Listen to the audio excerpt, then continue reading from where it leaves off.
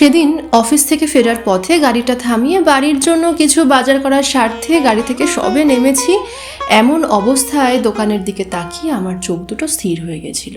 না না, দোকানদারকে দেখে নয়, আজ প্রায় 20 বছর পর আমি মালিনীকে দেখলাম। হ্যাঁ, কলেজ লাইফের অনেক স্মৃতি চোখের সামনে আসতে লাগলো, আর আমি ঠায় দাঁড়িয়ে রইলাম। এবার মালিনী আমার দিকে ফিরল, হাতে একটা বাজারের ব্যাগ। সম্ভবত ওর যা দরকার ছিল তা ওর নেওয়া হয়ে গেছে। আমার দিকে তাকিয়ে আছে। ওরও আমার মতন পরিস্থিতি হয় সেই ভেবে বললাম, কিরে কেমন আছিস? এই তো ভালো আছি, তুমি? আছি, চলছে সংসার। তা তুই একা এসেছিস? না, রাজীব একটু ব্যাংকে গেছে, আর আমি এই কয়েকটা টুকটাক জিনিস নিতে এলাম। ও এখান দিয়ে নিতে আসবে আমায় ওর কাজ হয়ে গেলে।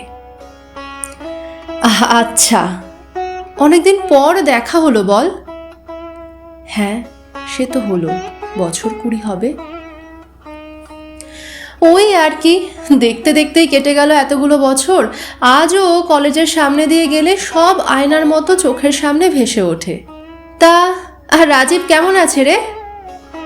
ও খুব ভালো আছে। তা তোমার ওয়াইফ আসেনি সাথে? না রে, আমি অফিস থেকে ফিরছিলাম, তাই ভাবলাম কয়েকটা জিনিস নিয়ে নিই। ও আচ্ছা, সময়ের সাথে সব কিছু বদলে যায় বল। হ্যাঁ, সে তো যাবেই। আসলে জীবন কখনো থেমে থাকে না, সব সময় চলতে থাকে। তাই তুমি আর আমি আলাদা হয়েও আজ জীবনের ঘেরাটোপে নিজেদের সংসার নিয়ে ভালো আছি, তাই না? একটা সময় অতীত ভুলে বর্তমানকে আপন করতেই হয়। অতীত কি আর ভোলা যায়?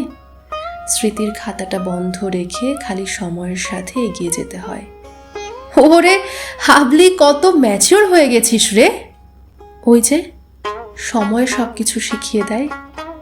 আচ্ছা, রাজীবের আসার সময় হয়ে এলো, আমি একটু এগিয়ে যাই, তাহলে ওকে আর ঘুরে আসতে হবে না। হ্যাঁ যা, ভালো থাকিস রে। তুমিও ভালো থেকো, খুশি থেকো।